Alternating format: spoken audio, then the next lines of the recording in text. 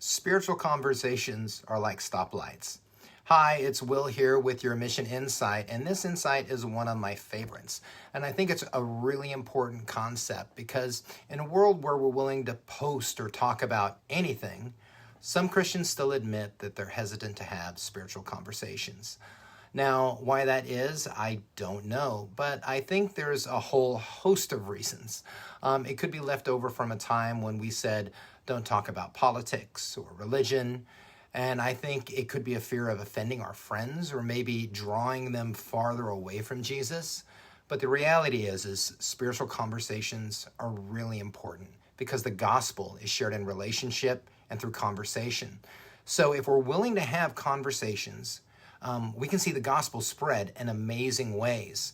But how do we know when the right time, when is the right time to have that conversation? And that's where the stoplight example becomes so powerful. So I want you to think about a stoplight on the road. You have a red, a yellow, and a green light.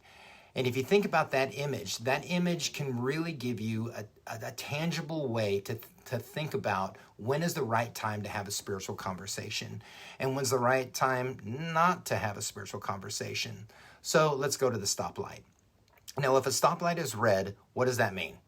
Well, you're supposed to stop your car, right? Because if you blow through a stoplight and you get caught, what happens? Well, you could get a ticket or there could be other ramifications. Bad things happen when you blow through a red light.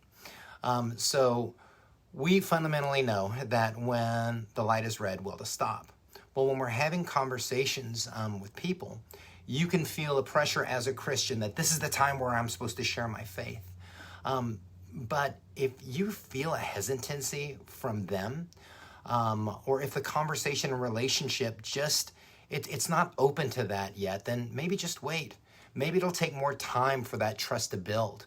But don't try to force a conversation, because when you force a conversation, it's worse than having no conversation at all. So honor the signals that they're putting up and don't force a spiritual conversation. Next, you have the yellow light. Now, what's the yellow light mean? Okay, it means to go through, or it can mean to slow down and stop. It just really depends on the situation. If you're having a conversation and you throw out a spiritual topic, and if it's clear that somebody's not wanting to move in that direction with you, then stop and don't have that conversation. Just save that conversation for another day. And then finally, there's the green light. Well, we all know what the green light means, right? It means go. So if you get that green light, don't hesitate. Just have the conversation, and have the conversation as long as they want to have it. Share the beautiful message of the gospel that Jesus has given you, because you never know when the light is going to be green again. And that green light is going to bring the gospel into somebody's life. Thanks for hanging out with me today. And if you have any more questions, you can reach out to us at Fremont.Church.